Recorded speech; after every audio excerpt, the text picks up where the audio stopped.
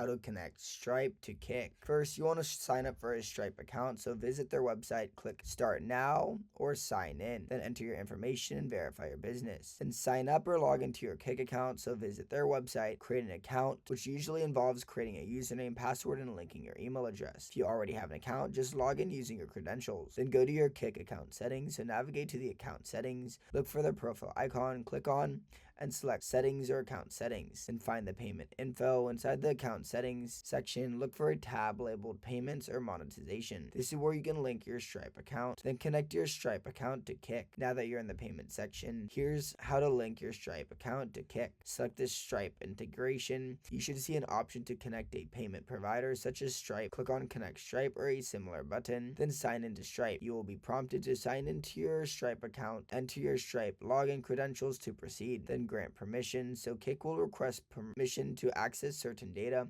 from your Stripe account. This is necessary for Kick to process payments on your behalf. Review the permissions and click Allow or Authorize to give Kick the necessary access. Then enter your Stripe account details if needed and confirm the connection. Once your Stripe account is fully connected, you are now ready to accept payments on Kick. If this helped you, subscribe. But for now, goodbye.